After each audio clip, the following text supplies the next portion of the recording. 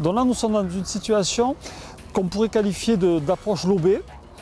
Pourquoi? Parce qu'on a un bunker à passer qui va faire 10 ou 15 mètres et on a 3 ou 4 mètres pour arrêter la balle. Et cette situation, en fait, elle est assez flippante, on va dire, pour les amateurs. C'est une situation qu'ils n'aiment pas jouer parce qu'ils imaginent qu'ils doivent faire des pleins swings avec une balle très haute.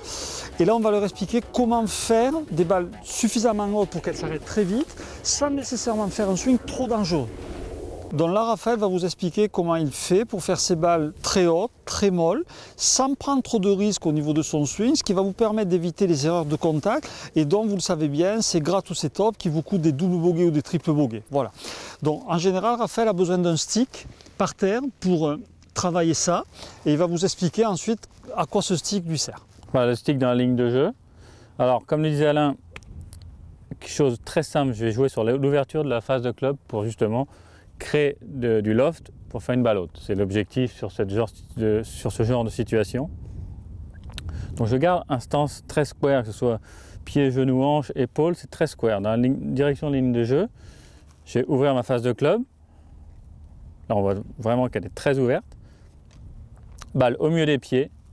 Caler légèrement à gauche le poids comme on l'a vu dans le bunker, parce que je veux avoir un bas du corps très solide, très peu de mouvement de jambes, pour justement assurer le contact.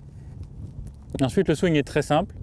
Je cherche avec mes mains à monter dans la ligne de jeu. En fait, je ne vais pas avoir ni intérieur ni trop extérieur pour la couper. Ça va être très simple. Face de club ouverte, ligne de jeu à l'aller, et ensuite je retourne. Et je garde surtout cette face de club square, voire ouverte, pardon, et donner un maximum de vitesse. Donc, je ne cherche pas du tout à créer plus d'ouverture que ça. L'ouverture, elle est créée avec ma face de club. Et de là, de la vitesse et un swing simple.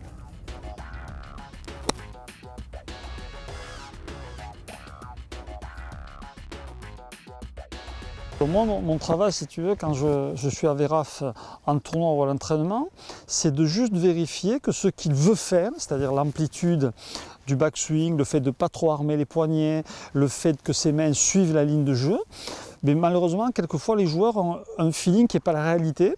Donc je suis ses yeux, en fait. Je vérifie que ce qu'il croit faire, c'est bien ce qu'il fait.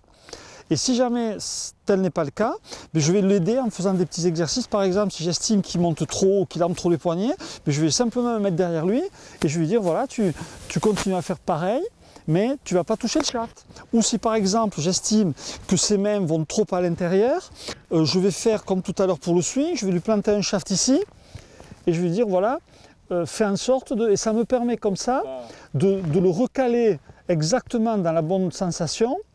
Voilà, et là, dans le cas où il ne serait pas juste, avec 2 ou 3 petits exercices très simples, ça lui permet de retrouver le bon feeling.